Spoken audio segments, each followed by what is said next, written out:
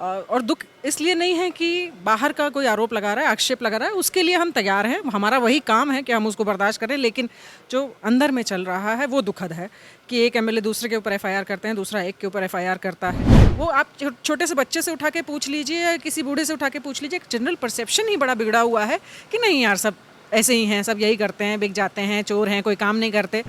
और क्योंकि ये सवाल तो मुझसे पूछा जा रहा है बार बार कि क्या आप सब बिकाऊ हैं, ऐसी ऐसी बातें जो पूछी जा रही हैं। अब आप एक सोचिए कि हम सिलेक्टेड मेंबर्स नहीं होते हैं, हमको एग्ज़ाम देकर नहीं आते, हम एक सबसे बड़ा एग्ज़ाम देते हैं इस लोकतंत्र का, और वो है चुनाव, और हम इलेक्टेड मेंबर्स हैं।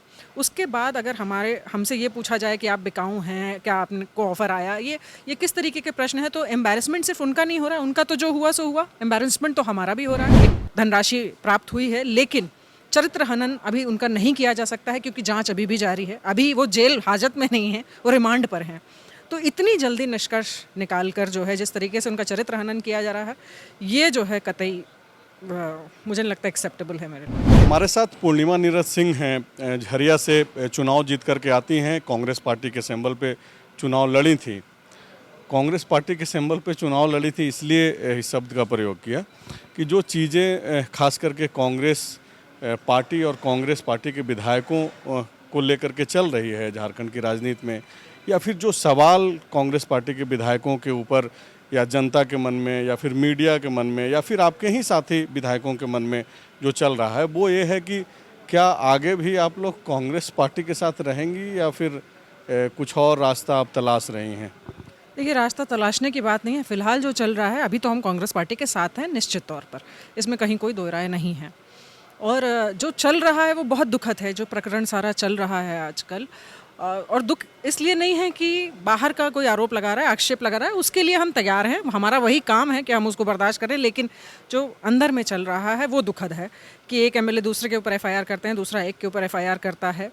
और जिस तरीके से हमारे 3 एमएलए, मैं समझ सकती हूँ कि ये बहुत गंभीर विषय है, अत्यंत गंभीर विषय है कि आज के दिन में उनके पास से जो है एक धनराशि प्राप्त हुई है, लेकिन चरित्र हनन अभी उनका नहीं किया जा सकता है क्योंकि जांच अभी भी जारी है, अभी वो जेल हाजत में नहीं है, वो रिमांड पर हैं।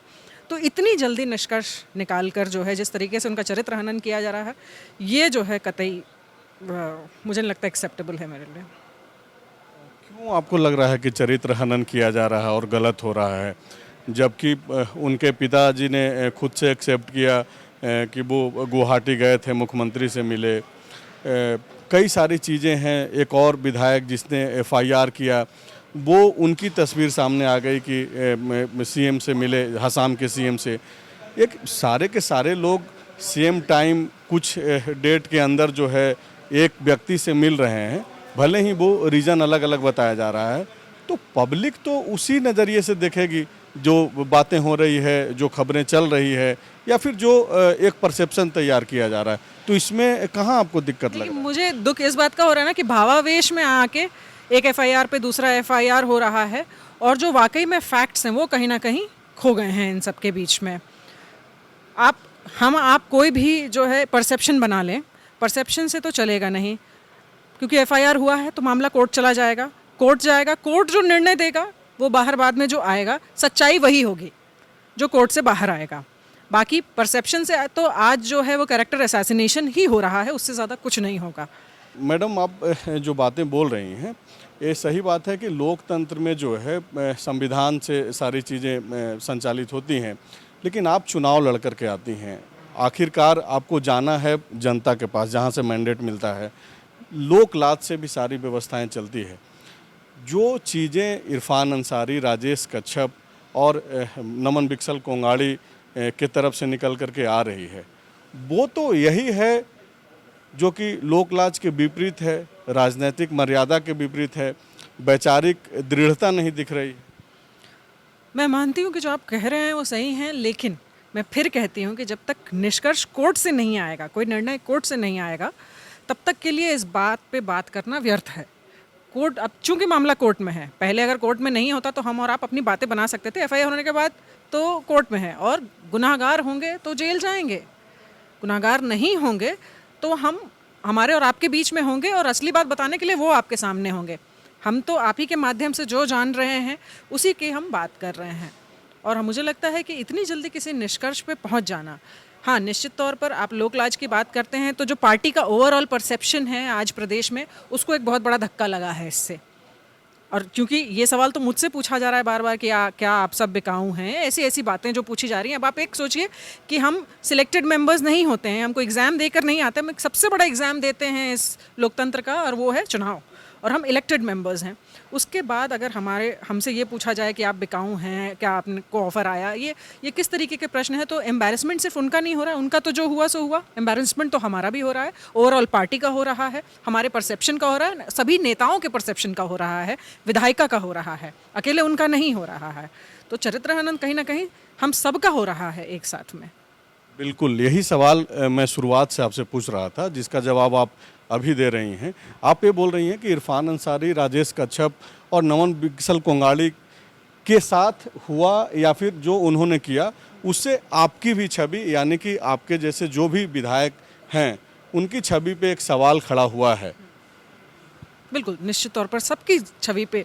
देखिए, ऑलरेडी जब आप विधायिका की बात करते हैं, न्यायपालिका और कार्यपालिका को लोग उस नज़र से नहीं देखते हैं, लेकिन विधायिका की जब आप बात करते हैं तो एक जनरल परसेप्शन बड़ा जो है वो बड़ा बिगड़ा हुआ है। वो आप छोटे से बच्चे से उठा के पूछ लीजिए या किसी बूढ़े से उठा के पूछ लीजिए, एक जनरल परसेप्शन ही बड़ा बिगड़ा हुआ है कि नहीं यार, सब ऐसे ही हैं, सब यही करते हैं, बिक जाते हैं, चोर हैं, कोई काम नहीं करते।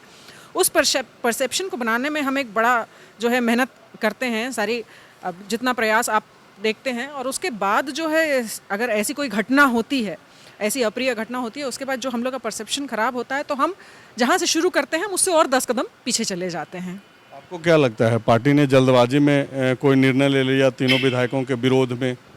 मैंने तो पहले भी कहा है कि निर्णय लेने में जो है थोड़ी जल्दी हो गई है, लेकिन अभी समय है। एक बार हमारे विधायकों का क्या पक्ष है उसको भी जान लिया जाता तो बेहतर होता। आखिरी सवाल ये है कि आप शुरुआत में बोली कि फिलहाल तो मैं कांग्रेस पार्टी में ही हूँ, आगे क्या होगा? आप बीजेपी में जाने वाली हैं? सीधा सवाल, चूंकि जनता ऐसा पूछ रही है, हालांकि आप इसका थोड़ा देर पहले। मुझे बीजेपी में लोग आज से नहीं भेज रहे हैं, चुनाव के पहले से भेज रहे हैं मेरे को, और मैं तब से कहती आ रही हूँ कि मैं कांग्रेस में हूँ भाई, कांग्रेस में हूँ भाई, टिकट यहाँ से मिल रहा है, यहाँ से लड़ेंगे। तो ये सवाल तो चलता रहेगा निरंतर, और कहाँ रहूँगी कहाँ नहीं रहूँगी वो आपके आँख के सामने रहेगा।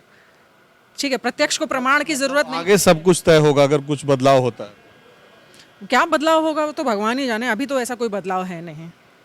शुक्रिया बातचीत करने के लिए। पूर्णिमा नीरज सिंह ये बोल रही थी कि इरफान अंसारी, राजेश कच्छप और नमन बिकसल कोंगाड़ी के कारण जो परसेप्शन तैयार हो रहा है उससे पार्टी की छवि धूमिल तो हो ही रही है, साथ ही साथ जो पूर्णिमा नीरज सिंह जैसे लोग जो विधायक चुन करके आए हैं उन पे भी एक सवाल जनता के भी मन में आ रहा है जो गलत है।